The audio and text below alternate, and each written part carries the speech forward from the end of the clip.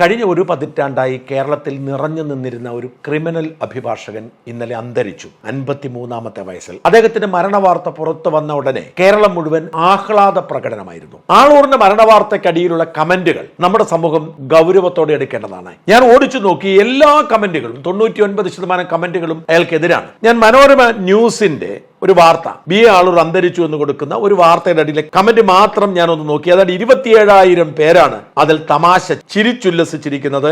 ആയിരക്കണക്കിന് കമന്റുകൾ വന്നിരിക്കുന്നു. ഈ കമന്റുകൾ എല്ലാം തന്നെ ആളൂരിനെതിരാണ്. ചത്തിട്ടും ഏറ്റവും കൂടുതൽ തെറി കേൾക്കാൻ പോകുന്ന വക്കീലായിരിക്കും ആളൂർ. എന്തായാലും റീത്ത് വെക്കാൻ ഗോവിന്ദച്ചാമി വരുമായിരിക്കും. ഇനിയെങ്കിലും കുറെ നിരപരാധികൾ രക്ഷപ്പെടുമല്ലോ.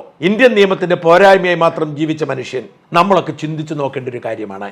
നമ്മൾ മരിച്ചാൽ നമുക്ക് വേണ്ടി കണ്ണീരൊഴുക്കാൻ ആരെങ്കിലും കാണുമോ? നമ്മൾ മരിച്ചാൽ സന്തോഷിക്കുന്നവരുണ്ടാവും, തീർച്ചയാണ്. എനിക്ക് ഉറപ്പാണ്, ഞാൻ മരിച്ചാൽ സന്തോഷിക്കുന്ന വലിയൊരു വിഭാഗം ഉണ്ടാവും. പക്ഷെ അതേപോലെ തന്നെ എനിക്ക് ഉറപ്പാണ്, ഞാൻ മരിച്ചു എന്ന് കേൾക്കുമ്പോൾ ഞെട്ടുന്ന, സങ്കടപ്പെടുന്ന, കണ്ണീരൊഴുക്കുന്ന ആയിരക്കണക്കിന് ആളുകൾ ഉണ്ടാവും. സത്യത്തിന്റെ ശബ്ദമാണല്ലോ നിലച്ചത് എന്ന് പറയുന്ന മനുഷ്യരുണ്ടാവും, ഉറപ്പാണ്.